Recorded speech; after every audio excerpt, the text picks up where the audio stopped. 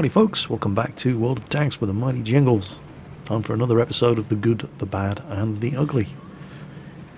And we're kicking off straight away this week with Matoma 333 in his ELC AMX in a tier 9 match on steps. Up until now this had been a fairly straightforward ELC game. He's driven around aggressively scouting, taking opportunity shots at enemy targets wherever possible. And he's gotten himself into a good position. Unfortunately, these are very, very strong, high-tier enemy heavy tanks he's shooting at, and he has a very, very limited supply of APCR ammunition. And even APCR at tanks like this, at that sort of range,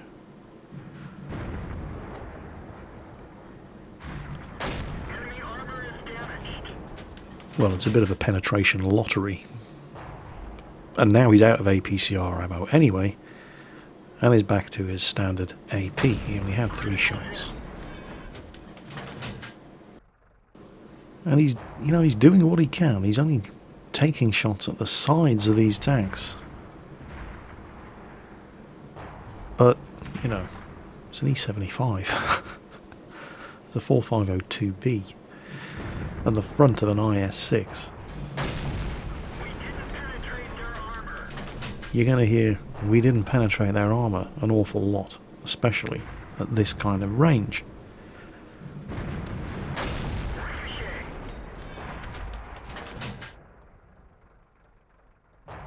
You can see there the 170mm penetration of AP and the 248mm penetration of APCR, but remember that's at 100 meters.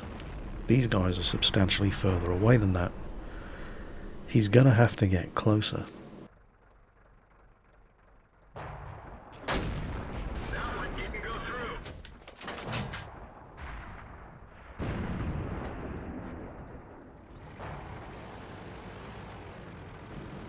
So, he makes his move. Now remember, the ELC is a very, very low profile machine, and it doesn't take much in the way of terrain features to be able to keep this thing hidden. Something like that railway embankment provides ample cover for him to get up on the flank of these enemy heavies without being seen until he's ready to take his shot. Unfortunately, that was not ready to take the shot. Ferociously long aiming time on this 90mm gun, and if you don't let it aim at anything other than point blank ranges, it tends to miss. But he got the 4502. Unfortunately, the E75 kills the STI, and now it's a Tiger and an ELC versus one E75. And where did that IS-6 go? So it looks like he's heading around to try and get around behind that E75 and help out the Tiger. And then that's not good. We seem to have found the IS-6. Couldn't have been in a worse place. We can't flank the E75 now. And I'm not quite sure why this IS-6... No, there he goes. Oh, he missed. Damn, that was lucky. He's got to get out of here. His only option right now... I mean, he can't help the Tiger. He's got to break contact. With the long aiming time of this 90mm gun... Oh, IS-6 missed again. Okay, now he's in a position to try to help the Tiger out. There's 2 ways of fighting with the ELC. You either drive right up to them, derp them in the face, and then rocket past. Or... okay. Right, that just changed things significantly. You can definitely kill E75s in ELCs. You stick to them like glue, and you get below their gun depression, and then when you're ready you just draw back, fire, and then move into them again. But you cannot do it when they've got friends. So Matoma is now going to have to do it the other way, which is to pop up in an unexpected location, and while they're still trying to figure out where you are, take a long range shot and then pop back into cover, relocate and do it again.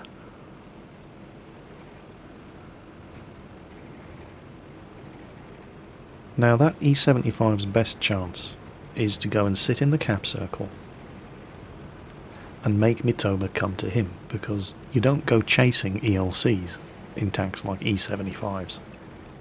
You just won't catch them. And Mitoma realises this as well. He knows that that E75 is going to sit in the cap circle and say, "Come at me, bro," because the E75 only needs to hit him once, and Mitoma is going to need to get real lucky to kill that E75. And there's still an IS-6 out there somewhere as well, and there they go, they're capping.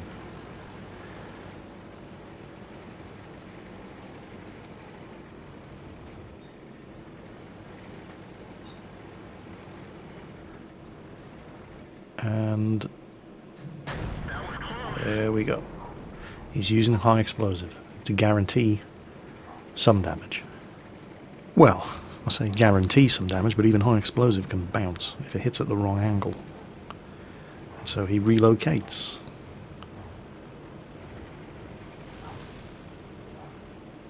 Probably doesn't want to be knocking those trees over.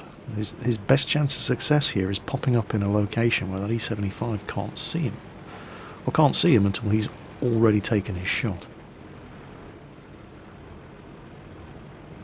So we're going to find out whether or not the E75 was watching and sees those. No, his gun's pointing the other way. Oh, and it bounces. Now, the E75 does have a long reload, but so does the ELC. And he's playing chicken with reload here. E75's gun is still pointing the wrong way, and now he's seen him.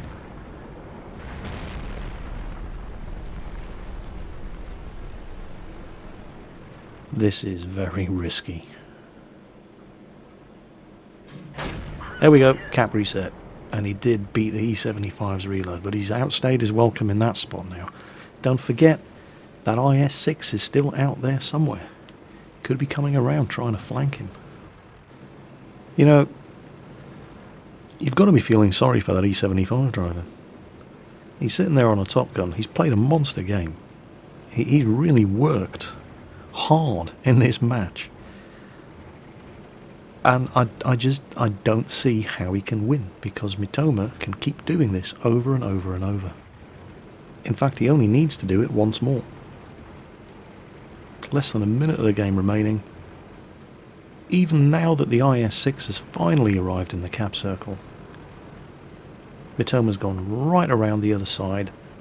There's no way the E75 is going to be able to predict he's going to pop up on this side, and there he is.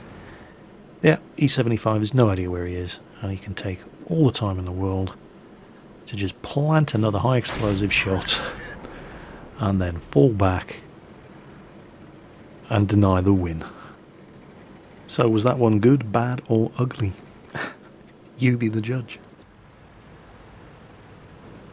Next up we've I can't say this guy's name without laughing. This is Nipples. Giggling like a schoolgirl here. This is the fantastically well-named Nipples, and he's driving his WZ-132, it's a Chinese Tier 8 light tank. Along with the AMX 3090, it's the highest tier light tank in the game. And I really, really do like this machine. And Nipples is in a similar situation to Mitoma in the previous replay.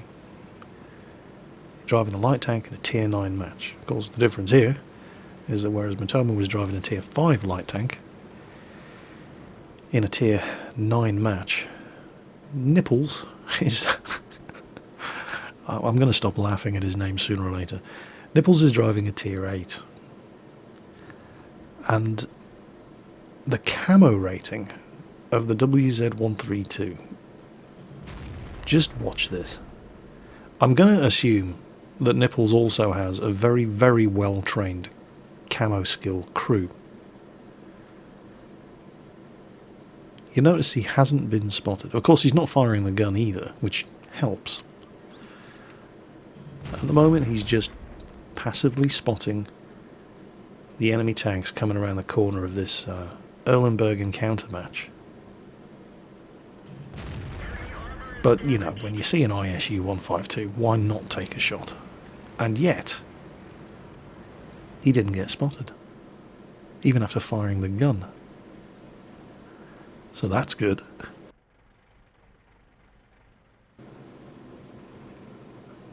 So, those tanks on the corner have gone to ground now. He's got plenty of support coming up the main road. The other side of the map is not looking great, but at this stage it's not looking critical either.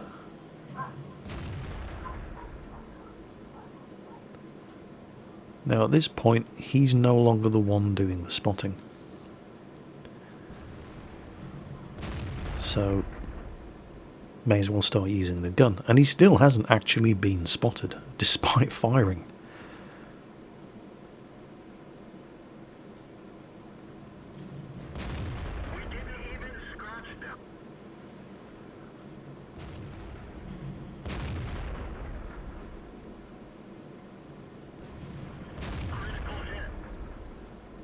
Still don't know he's here. Now that that SU-122-44 has been killed, it's relatively safe for him to do a flanking run. So that's what he does.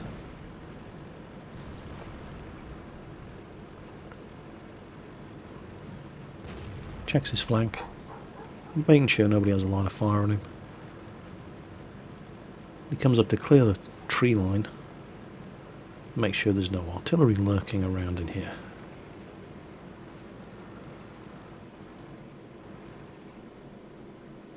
And from this position, perfect flanking fire on all three of these tier 8s.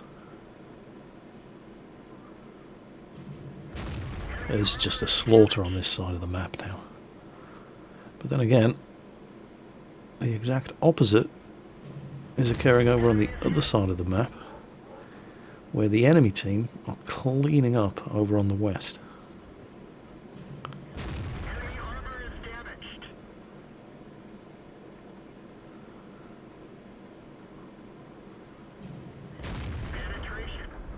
Okay, flank secure.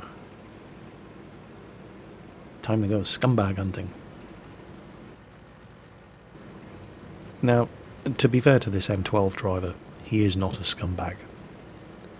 This guy was actually parked up right next to the "oh no, I'm about to die, I must drown myself" position, and instead of suiciding, he tried to get away and carry on fighting, so well played to him. But Nipples kills him anyway. So that's nice. Now, he may be in a tier 8 tank, but it's a tier 8 light tank, and you really don't want to go street fighting with all those tier 8 and 9 heavy tanks in the cap circle. So what Nipples is doing now is he's flanking around to give supporting fire while the rest of his team directly assaults the capture zone. And it's definitely the best thing to do in this circumstance, but they still haven't accounted for all of the tanks on the enemy team.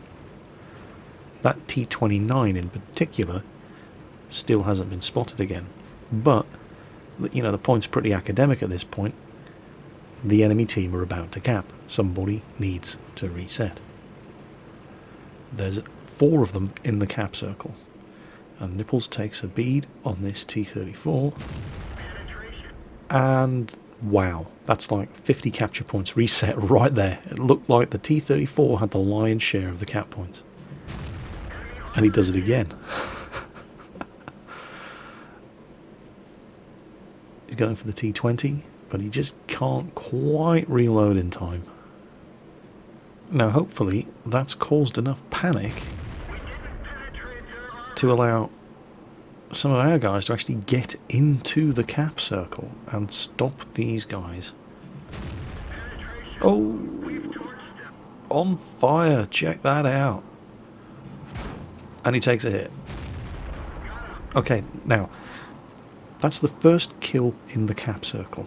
There's one. Okay, now that's actually quite important. What was it that hit him there? Now it looks like he took a hit from the T-29, which was over by the castle further to the south of Nipple's position, but has now moved down into the cap circle as well. That means he doesn't have to worry about any more flanking fire from his immediate right flank. And he can actually now move over there, get a better firing position on the remaining enemy tanks in the cap circle. But first, now there's his second enemy kill in the cap circle. Now there was quite a bit of an exchange of fire just went on there. Nipples killed the T-20, our E-75 killed their IS-3, and then their T-34, and then their E-75 killed our E-75. Now note, our Black Prince only has 77 health, and he's going up against an IS-6 with 1100 health. He's going to need help. There's the T-29. Their E-75 is still rooting out our artillery. So while he's doing that, we need to take advantage of this isolated, low health T-29 with his gun pointing the wrong way. There's the third kill in the cap circle. Now, the E-75 has nailed the artillery. He's going to be coming back. By some miracle, this Black Prince is not dead yet. But the odds are very, very definitely stacked against him. And Nipples is doing everything he can to help.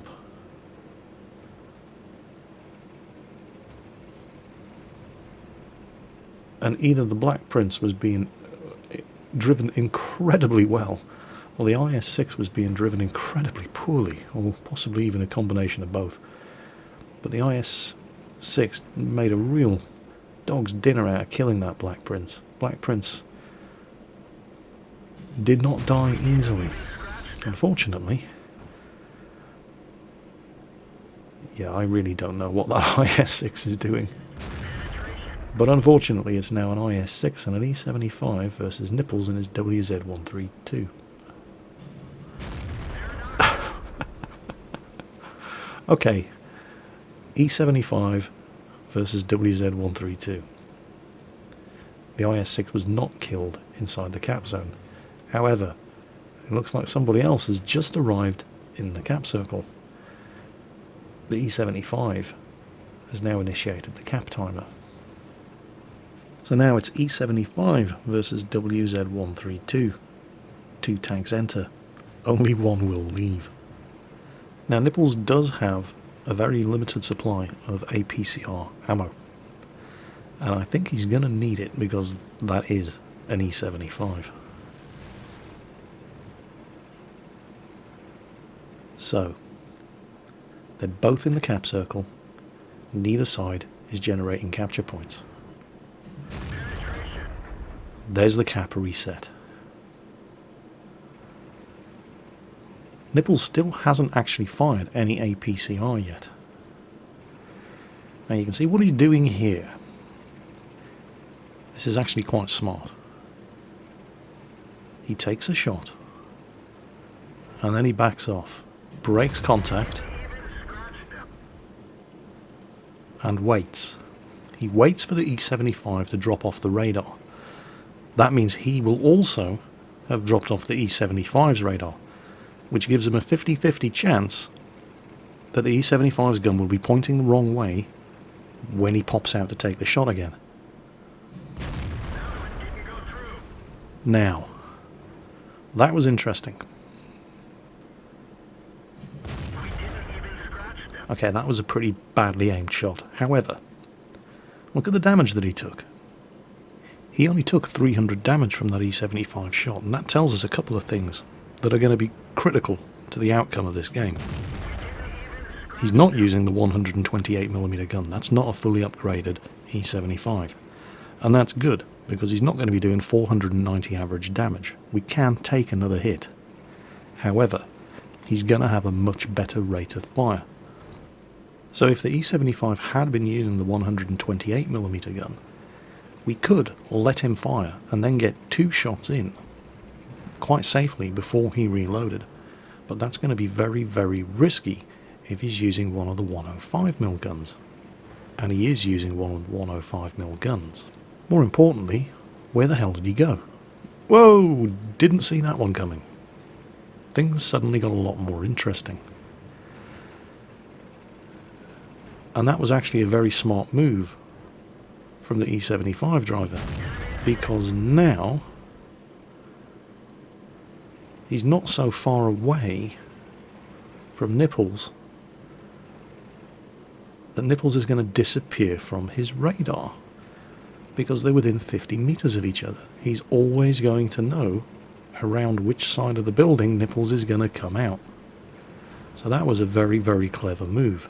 Now Nipples tries to immobilize him.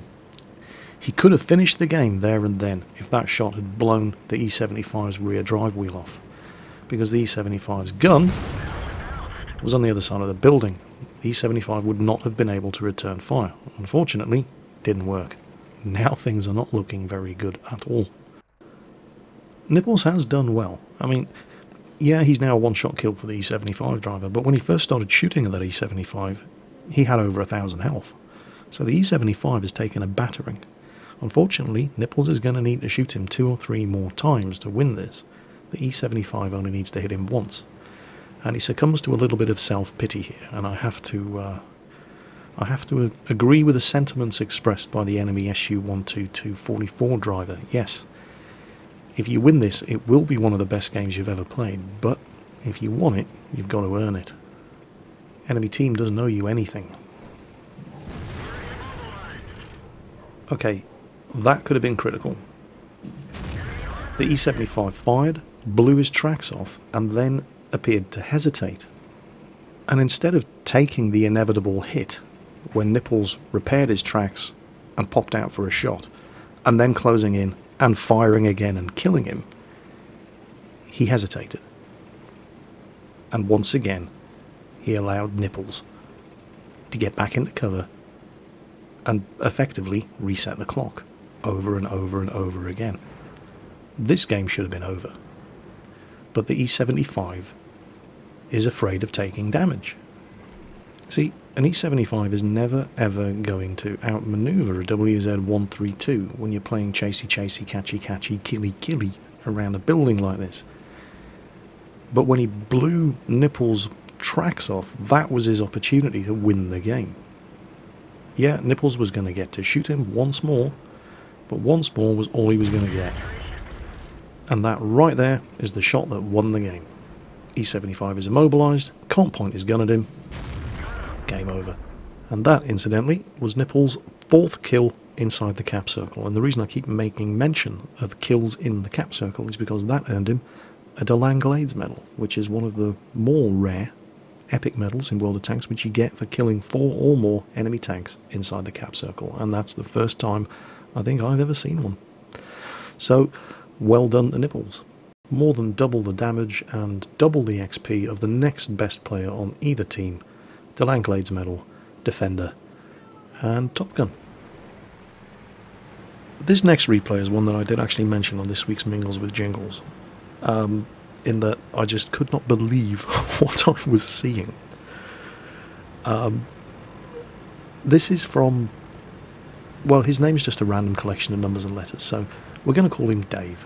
This is Dave in his Cruiser Mark IV.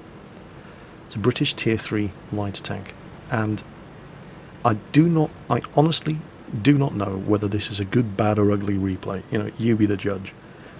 Yes, he's in a Tier 3 light tank, and yes, this is a Tier 5 gang, but look at all the premium consumables and ammo he's packing in this thing. Right, this is a pimp tank like you wouldn't believe. And this replay just highlights the difference between somebody with a fully upgraded tank running premium everything with 100% crew going up against, you can't even really call it seal clubbing. Seal clubbing is people running around in, you know, Tier 2, 3 and maybe Tier 4, you know, pimped out Matildas, can you really seal club tier 5s in a tier 3 light tank? Is that really seal clubbing? Well, you be the judge, but watch this. He's using the stock 2-pounder gun. He's not using the 40mm Bofors, he's not using the 40mm pom-pom. But he's using it with premium ammo, which gives him 121mm of penetration on a tier 3 light tank. He's got premium consumable first aid kit, pudding, and a repair kit. And you know, I don't know whether to stand up and applaud or condemn him. I mean, the tank, the amount of times in this replay you're going to, why the hell is he not dead? Look, he just took one hit and he's on half health. He's driving an eminently killable machine. And yet this is what happens when you go up against people who are probably free to play, probably have 50% crews, and almost certainly don't have fully upgraded machines down here at tier 5. And you kind of have to, you know, take your hat off to him. He's trolling people higher tier than him. It's kind of epic. Taking another hit. You know, they sneeze at him now and he's going to die. And he's driving around the middle of an open field, circling this martyr. And why is he not dead? Now, watch that T-46 over there. He's just fired and missed once. M5 fires and misses. T-46 misses twice. 3 times. 4 times. 5 times. And that right there, stationary tank, 5 shots in a row, all missed the target at under 100 meter range. That right there is a guy driving a tank with a 50% crew. And this guy here, he is just an idiot. He is not actually AFK. He is actually firing his gun. He's just completely ignoring Dave, who's just sitting on his ass, pumping shot after shot into his big fat stupid ass. Dave's even run out of premium ammo now. he's having to use proper ammunition. Now, it's 4 against 2. And he's... Okay, he was going after the Su-85, but he's thinking to himself, right, the Su-85 is a one-shot kill. I'm not going to get there in time. I'll go after the M5 instead. Watch how the M5 just humiliates this M3 Lee driver. Look at that. Yep. That's what you get for driving an M3 Lee. Nobody to blame but yourself. And it turns out that Dave is actually going to have to go back and finish off the Su-85 as well. Oh well, it's all in a day's work for a pimped out tier 3 super tank in a tier 5 match. I genuinely, I must have watched this replay 7 or 8 times, and I genuinely do not know whether to be horror struck or just in awe of the result of this game. Tier 3 light tank owning in a tier 5 match. I mean, yeah, he was tricked out with all of the premium consumables and a butt ton of premium ammo, but is it really seal clubbing when you're humiliating tanks higher tier than you? Let's see what you think in the comments. So, a couple of controversial choices of replay there. We're going to finish off with what is undisputably a great game. This is Negnar and his T-54. He has an ammunition loadout of 33 armor piercing, 15 high explosive anti-tank, and 3 high explosive. It's a tier 9 match on one of the newer maps, Tundra. And Negnar is going to get himself into what for most of us would be a certain death situation, but with masterful use of the terrain, angling his armour and exploiting the tough turret of the T-54. Well, Just watch this. He's now pinned down in this position, not just because of that Tiger 2. There's an IS-6 and an IS-3 closing in on him. There's a Waffenträger Panzer IV up to his left. So he's pretty much stuck down here, having to deal with these two Tier 8 heavy tanks. You'll note he is not using any high explosive anti-tank ammo.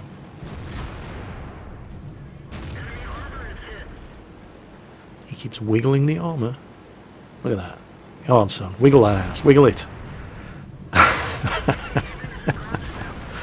Wiggle it. Just a little bit. Come on, look at this. IS-6 is closing in. Bounces a shot from the IS-6. They're coming around both sides of him now. He can't sit there. He's got to get around one of them and use them as cover from the other one. IS-3 is on lowest health. So that's exactly what he does. Now, the IS-6 comes forward aggressively, denies him the opportunity of using the IS-3's wreckage as cover, but that gives his supporting tanks further off to his right a chance to get a flank shot on the IS-6. The IS-6 bounces another shot.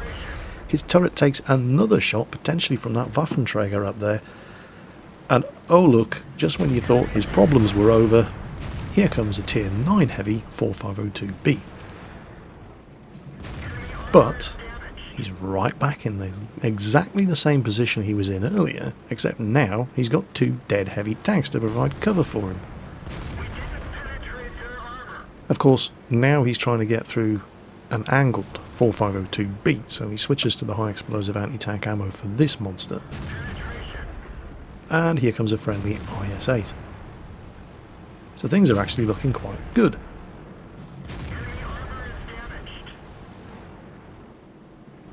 And then suddenly, oh crap, he just can't catch a break. There's an E-75. So, given that the E-75 has just fired, he takes advantage to change his position and get out of that pocket of low ground. Now that was an expensive shot to miss. And he's trying to angle. E-75 penetrates him anyway. E-75, very, very slow rate of fire. Keeping an eye on where that Waffenträger is going. Do not want to get flanked by that thing. His tracks eat that one, uses his repair kit. And he's going for that lower glacis, trying to set him on fire with the transmission shot. And no, screw the E-75, we need to kill this Waffenträger. That IS-8's in serious trouble and could definitely use some help. The E-75 doesn't seem to want to come out, so we'll take advantage of that. Put some fire into this guy. Couldn't save the IS-8, but we can at least avenge him. And there's the kill. Now, Mr. E-75, where were we before we were so rudely interrupted? And this game is, of course, completely over at this point. It's just a question of how much more damage. Oh, again, another very expensive shot to miss. Aha. Who's that behind him? Looks like an SU-122-54 lubing up and sneaking around for a bit of surprise rear penetration. And the second the E-75 turns his gun to face the new threat, aims for the ammo rack. No, going to reload, go for the engine shot and take the kill. Now, in his description of that game on worldoфtanksreplays.com, Negrom says head on against 3 heavies. I actually counted 4 heavies in that one, and 2 of them were Tier 9s. So that's an exceptionally well-earned steel wall medal. Just some of the masterful use of the terrain and the tough turret front of the T-54 to deny effective shots at his tank with 2 Tier 8 heavy tanks, who were reinforced by a 3rd heavy tank, this time Tier 9, and then after he'd finished killing them, he took the fight against another heavy tank, and just utterly dominated. As well as doing over 5,000 of his own damage in that match, he was hit 14 times. Only 4 of them penetrated, and only 3 of those actually did any damage, with his tracks eating one of those shots. And so that's it for this episode of The Good, the Bad and the Ugly. I hope you've enjoyed it, found it amusing, or possibly even horrifying. Thinking of one replay in particular. and plenty more where this one came from. As always, folks, take care on that battlefield, and I'll catch you next time.